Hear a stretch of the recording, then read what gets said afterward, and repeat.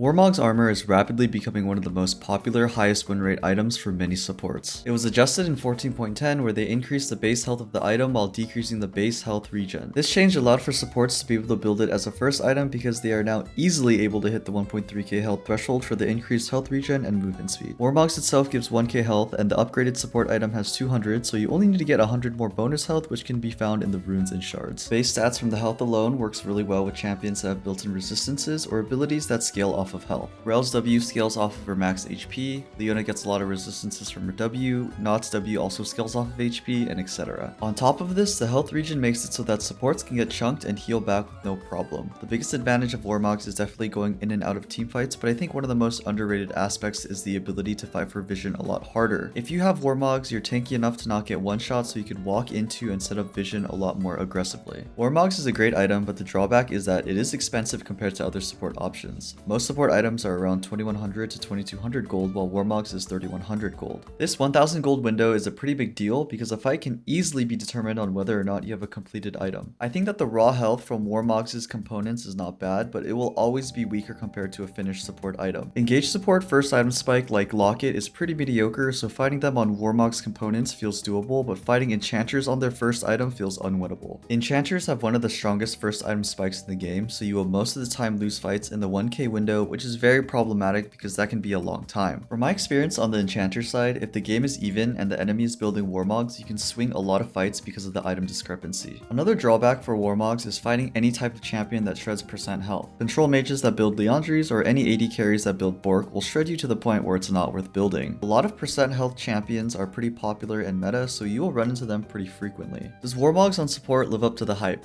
I think it does, but it's not always going to be best in slot every game. Warmogs does have its drawbacks of price and counters, but in the games where it's good, it feels very strong. GX League made a graphic on Warmogs, and I almost had a stroke reading that Warmogs is good on Sona, Soraka, and Janna. You don't want to build Warmogs on these enchanters because you'll have significantly more output with enchanter items. It's like building tank items on carries. Yeah, you'll die less, but you're giving up a lot of damage. There's an exception for Zilean because he doesn't have any heals or shields and his slow range is short, so being able to jump in and out of fights is worth it for him, but other than that, don't build Warmogs on enchanters.